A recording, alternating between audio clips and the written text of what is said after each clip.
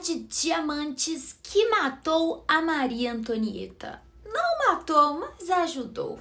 Houve muitos boatos sobre Maria Antonieta antes da Revolução Francesa, mas nenhum foi tão destrutivo quanto o famoso caso do colar de diamantes, que aconteceu entre 1784 e 1785. Foi nessa época que o nome da rainha foi mais arrastado pela lama.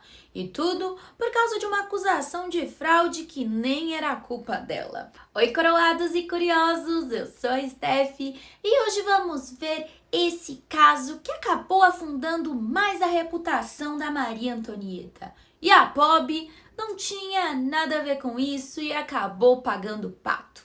Bora lá! Tudo começou em 1772, quando o rei Luís XV da França estava completamente apaixonado por sua jovem e linda amante, a Madame du Barry. Ela adorava viver no luxo, com tudo de melhor que o dinheiro podia comprar.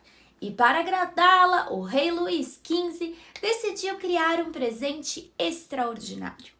Um colar tão magnífico e caro que nem a sua esposa Maria Carolina tinha algo parecido. Então, ele chamou dois dos joalheiros mais famosos da Europa, Charles Bohmer e Paul Bazeng, e pediu que fizessem uma joia espetacular.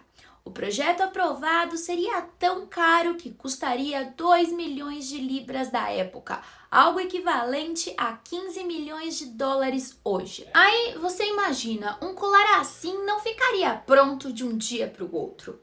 Os joalheiros precisaram de meses para juntar os diamantes e pérolas necessários, mas tinha um problema. Eles não receberam um adiantamento grande o suficiente de início. Então, cada vez que precisavam comprar mais pedras preciosas, tinham que juntar dinheiro ou se endividar ainda mais. Mas, como o rei da França estava bancando, eles tinham certeza que seriam pagos no final. Ou não. Os dois criaram um designer de cair o queixo. Pingentes, festões e borlas, tudo com os melhores diamantes que conseguiram encontrar. O colar ficou com 674 pedras no total, somando mais de 2.800 quilates. Ele era tão incrível que foi descrito como uma fileira de 17 diamantes magníficos, tão grandes quanto avelãs, com 3 festões e pingentes que pareciam feitos para uma verdadeira rainha dos diamantes. Você pode vê-lo aqui do lado. O problema é que em 1774, antes do colar ser concluído, o rei Luís XV morreu de varíola. Sua amante, Madame du Barry, foi expulsa da corte por seu sucessor e neto, o Luís XVI. Quando o colar ficou pronto, a dona original já nem estava por perto para usá-lo. Agora, os joalheiros estavam com um problema enorme, dívidas enormes e um colar tão extravagante que ninguém queria e nem podia comprar.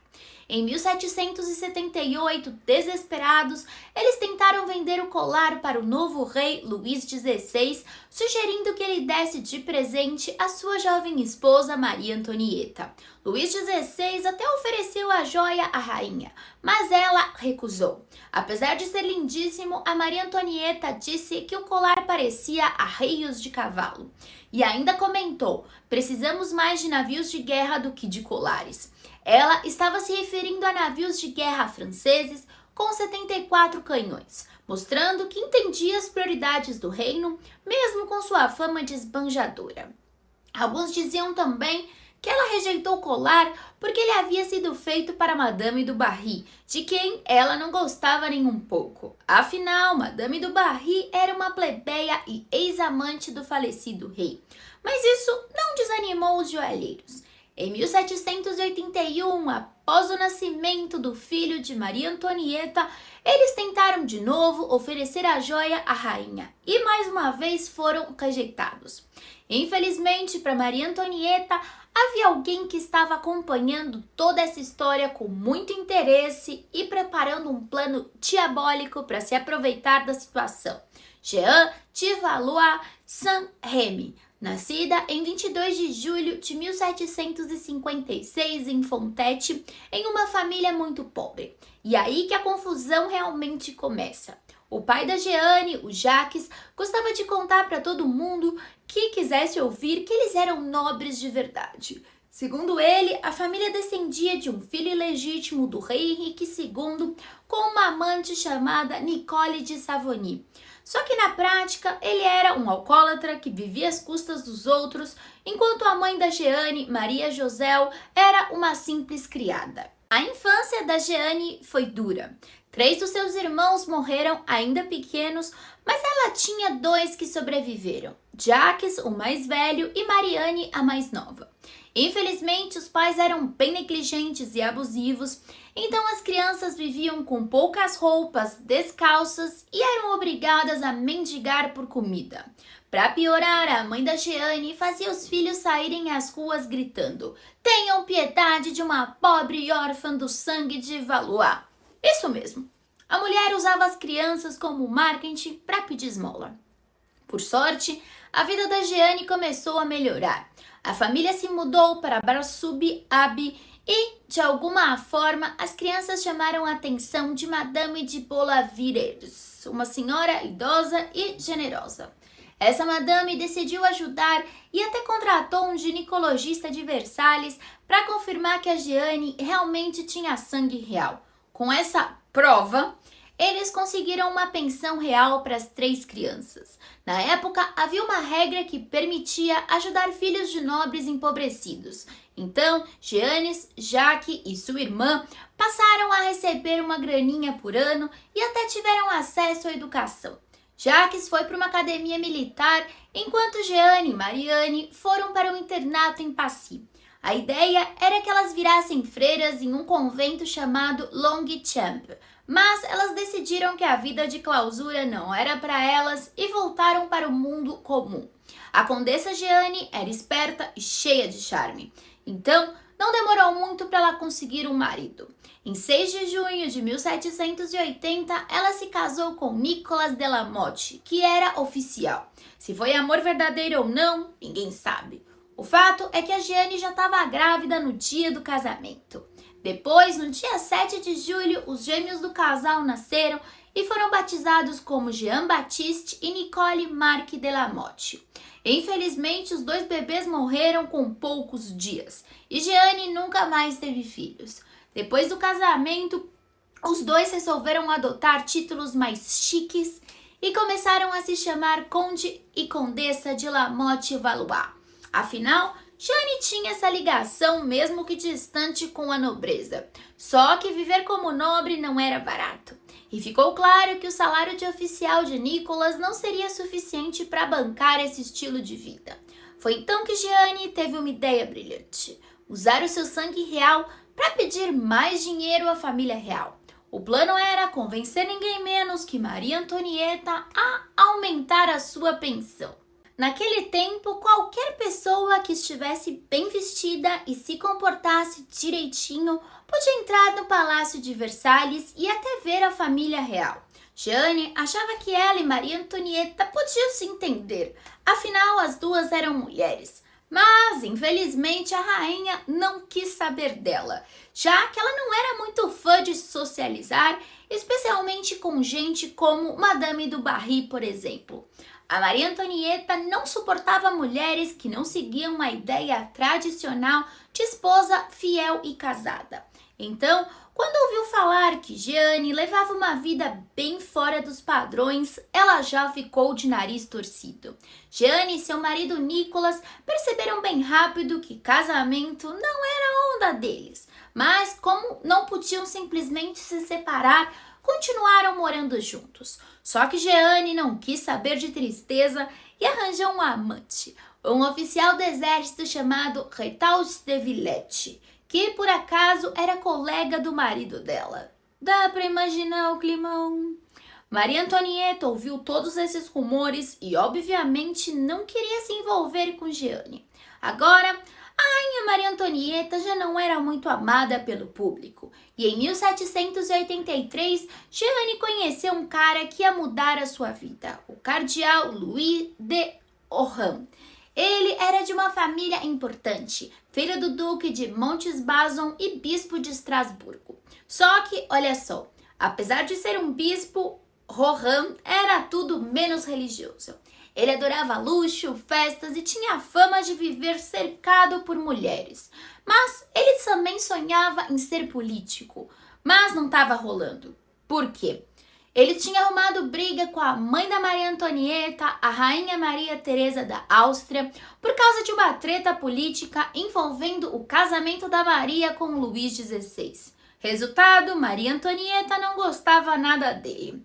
Rohan estava desesperado para fazer as pazes com Maria Antonieta, achando que isso o ajudaria na corte e, quem sabe, lhe garantir um cargo importante no governo. E aí que a Jeanne entra no jogo. Ela viu uma chance de ouro, se aproximar do cardeal e melhorar a própria vida. Não demorou muito e em março de 1785 ela virou a amante dele. Jeanne era esperta, usou seu charme para arrancar dinheiro do cardeal e até conseguir um emprego novo para o marido. Ela sabia bem jogar o jogo da corte. Para convencer geral, ela fez um acordo com o porteiro do Petit Trianon, a casa pessoal da rainha. À noite, a Jeanne ficava lá dentro, só esperando os cortesãos passarem. Quando alguém aparecia, ela saía do portão como se tivesse acabado de ter uma reunião secreta com Maria Antonieta. E funcionou. Não só o cardeal de Rohan, eu não sei falar esse nome, acreditou em cada palavra dela, como outras pessoas começaram a pagar a Jeanne para entregar mensagens para a rainha. Em pouco tempo, ela estava ganhando uma grana preta com esse truque. E foi só questão de tempo para Rohan pedir que ela entregasse uma mensagem pessoal para Maria Antonieta. Claro que Jeanne disse sim, mas aí ela precisava dar um passo a mais no plano. Para que o cardeal caísse de vez, Jeanne precisava que Maria Antonieta respondesse as mensagens dele. Só que, claro, a rainha não estava nem aí para isso. Mas Jeanne tinha uma carta na manga. Seu amante, Retaus de Villette, era um falsificador de talento e topou na hora ajudar. Assim, começou uma troca de cartas entre Rohan e quem ele achava que era Maria Antonieta. Jeanne estava jogando um xadrez bem avançado e o cardeal nem sabia que era só um peão. Na verdade, era o falsificador quem escrevia as cartas, enquanto a Jeanne ditava como elas deveriam ser. No começo, o tom das cartas era meio frio, porque Jeanne queria imitar o verdadeiro desprezo que Maria Antonieta sentia pelo cardeal. Mas, com o tempo, Jeanne teve a ideia genial para virar o jogo. Em uma das cartas falsas que supostamente vinha da rainha, estava escrito que se o cardeal fizesse 2 pagamentos de 60 mil libras para as obras de caridade dela, ela esqueceria a rivalidade entre os dois. O cardeal, todo feliz, entregou o dinheiro, mesmo estando apertado financeiramente. E Jeanne, é claro, guardou a grana sem ninguém perceber. Mas o cardeal não estava mais satisfeito só com palavras no papel. As cartas então começaram a ficar mais calorosas, como se a rainha estivesse apaixonada por ele e ele decidiu que queria um encontro de verdade. Agora, qualquer pessoa sensata teria parado por aí, embolsado o dinheiro e dado fora. Não, Jeanne. Ela era determinada e queria levar a mentira até o fim. Então, pediu para o falsificador sair às ruas mais suspeitas de Paris e encontrar uma prostituta que parecesse com Maria Antonieta. E não é que ele conseguiu? Ele contratou a prostituta Nicole Leguay, que aceitou participar do plano por 15 mil libras. Em agosto de 1784, a Jeanne marcou um encontro secreto nos jardins do Palácio de Versalhes. O cardeal estava animado para finalmente conhecer a rainha. Nicole apareceu de dentro dos arbustos usando um vestido que era cópia de um retrato da Maria Antonieta e o rosto coberto por um véu preto para disfarçar. Ela não podia falar muito, mas entregou uma rosa para o cardeal e supostamente sussurrou: "Você sabe o que isso significa, o passado está perdoado." O cardeal, claro, ficou em êxtase, mas nem teve tempo de reagir. O falsificador, fingindo ser um criado, e Jeanne apareceram correndo, dizendo que a rainha precisava ir embora antes que as suas cunhadas a vissem ali. Como um bom cavaleiro que queria proteger a reputação dela, o cardeal deixou que ela fosse embora. No dia seguinte, ele recebeu outra carta falsa, dessa vez com a rainha se desculpando por ter saído tão apressada. Enquanto isso, a suposta amizade entre Jeanne e Maria Antonieta começou a virar assunto na cidade. Quando os joalheiros do colar ouviram falar dessa conexão, ficaram desesperados para resolver o problema do colar caríssimo que ninguém queria comprar. Eles decidiram procurar Jeanne para ver se ela conseguia convencer a rainha a aceitar o colar. E aí que a trama fica mais interessante. Ela aproveitou a oportunidade, mas disse que queria fazer a transação por meio da sua própria empresa e ganhar uma comissão. Os joalheiros, felizes por se livrarem do colar, concordaram. Jeanne já tinha um parceiro para ajudar no esquema, o conde Cagliostro, que ajudou-a a persuadir o cardeal, que recebeu várias cartas, então, supostamente de Maria Antonieta, mas nunca percebeu que estavam assinadas como Maria Antonieta da França. Como filho da nobreza, ele deveria saber que a realeza só assinava com seus primeiros nomes. Mas talvez a sua vontade de agradar a rainha tenha feito o cardeal ignorar o detalhe. Finalmente, ele recebeu uma carta que daria início à maior fraude da história da França do século XVIII. A carta pedia sua ajuda em um assunto delicado. A rainha, claro, Jeanne, ditando para o falsificador, queria comprar o colar de diamantes, mas não queria fazer isso publicamente porque as pessoas estavam passando fome e lutando para pagar suas contas. Aí, a falsa rainha Maria Antonieta perguntou se ele compraria o colar em seu nome, organizaria o pagamento em parcelas e ela lhe reembolsaria secretamente, além de prometer vários favores lucrativos na corte. Embora o cardeal tenha hesitado no começo com as grandes quantias de dinheiro, ele ficou encantado com a Maria Antonieta e acabou se reunindo com os joalheiros em janeiro de 1785 e fechou o negócio. Ele mostrou as cartas da Maria Antonieta e os termos que ela supostamente havia escrito. E pronto, os joalheiros entregaram o colar e ele entregou para Cagliostro, que levou rapidamente para a casa de Jeanne. O Cagliostro, o cardeal, pensava que era o servo da Maria Antonieta. Aí depois disso, a Jeanne e seu marido, Nicolas, imediatamente começaram a desmontá-lo, retirando cada pedra preciosa. Nicolas foi para Londres em busca de compradores para as pedras mais difíceis de vender. Jeanne e seus dois cúmplices então venderam o que sobrou nos mercados negros de Paris, mas o tempo estava contra eles. A Jeanne tentou acalmar o cardeal até agosto, quando a primeira parcela do pagamento tinha que ser feita, mas já estavam começando a surgir suspeitas. Maria Antonieta ainda não tinha sido vista usando o colar em público. E, embora o fato dela ter comprado o colar causasse um grande escândalo, usá-lo provavelmente passaria despercebido entre suas outras joias. O cardeal, então desconfiado, foi até Henriette Campan, a dama de companhia da rainha, e contou tudo o que aconteceu. Ficou claro então que algo muito ruim tinha sido feito em nome da rainha, e a dama de companhia confirmou para o cardeal que ele tinha sido enganado. Ela contou tudo a Maria Antonieta. Quando a fraude foi descoberta, o caso deixou de ser uma coisa privada e virou um grande escândalo público.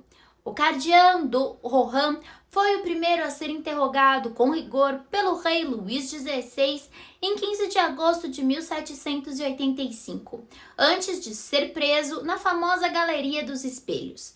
A aristocracia, chocada, assistiu enquanto o cardeal era levado para a Bastilha. Ele ainda conseguiu enviar uma carta para sua propriedade, mandando destruir toda a correspondência com a falsa rainha Maria Antonieta. Quando a Jeanne soube da prisão, correu para casa e fez o mesmo, queimando todas as provas do crime. Mas 3 dias depois ela também foi presa. Não demorou muito para que o amante dela admitisse a falsificação e ele e a prostituta se juntassem na Bastilha. A única pessoa que escapou das consequências imediatas foi o marido da Jeanne, o Nicholas, que ainda estava em Londres tentando vender parte do dinheiro ilícito que eles haviam ganho. Jeanne, tentando salvar a pele, acabou falando que Cagliostro foi o cérebro da operação. Ele foi preso junto com todos os outros. Como o cardeal era nobre, ele teve a opção de um julgamento privado com o rei ou ir para o parlamento de Paris. Sabendo que Luís XVI estava furioso com o escândalo envolvendo a sua esposa e que o parlamento nem sempre apoiava o rei, o cardeal escolheu o parlamento. O Papa Pio VI ficou furioso porque achava que somente ele deveria decidir o que o cardeal tinha feito. O julgamento foi um grande evento público e todos ficaram ansiosos para ouvir os detalhes do crime. No final, o falsificador foi declarado culpado por falsificação e exilado, bem como o conde Cagliostro. A prostituta foi considerada inocente e Jeanne foi declarada culpada e condenada a ser chicoteada e marcada a ferro em brasa com V de voleur, ladrão. No entanto, no momento da aplicação da pena, ela foi tão precipitada que o carrasco lhe aplicou o ferro no peito, provocando assim a compaixão pública. Ela foi condenada à prisão perpétua do La Paltriere, de onde fugiu logo a seguir. O seu marido, Nicholas, cúmplice na venda dos diamantes, foi condenado à revelia, já que não voltou de Londres. Mas ainda assim havia dúvida sobre se o cardeal havia cometido traição com suas ações, que acabaram prejudicando a reputação da rainha. Os juízes concordaram que ele era apenas um idiota inocente, mas ainda se esperava que a nobreza soubesse reconhecer a assinatura da rainha. Ele foi enviado ao exílio, o que deixou a Maria Antonieta muito irritada. Ela ficou horrorizada quando soube dos detalhes mais cabeludos, como o suposto encontro secreto com a prostituta. Então a rainha também não conseguia entender como o cardeal podia ter sido tão burro. Além da assinatura errada, as cartas falsas nem pareciam com a caligrafia dela. A história podia ter acabado ali, com os criminosos presos, mas o público, que tinha acesso aos detalhes do julgamento, começou a inventar sua própria versão. Mesmo com a rainha Maria Antonieta tendo sido considerada completamente inocente, as pessoas queriam acreditar que ela, com o seu estilo exagerado, estava por trás de tudo. Surgiram rumores de que ela teria usado a Joanne, a condessa, para comprar o colar para ela, fazendo com que a intermediária parecesse a culpada principal. O público decidiu então que tudo foi feito como uma vingança contra o cardeal, já que todo mundo sabia do ódio da rainha por ele. O problema é que ninguém se perguntou por que as cartas não pareciam ter sido escritas por ela, ou porque o colar tinha desaparecido, ou mesmo por que o falsificador admitiu tudo. Eles simplesmente queriam acreditar que Maria Antonieta, que eles odiavam, era culpada. Então, surgiram muitos panfletos satirizando ou difamando a rainha. E até surgiram histórias de que ela teria tido relações sexuais com o cardeal ou com seus comparsas, e alguns diziam então que o cardeal era o pai de alguns dos filhos reais. As aparições públicas de Maria Antonieta diminuíram até quase desaparecerem.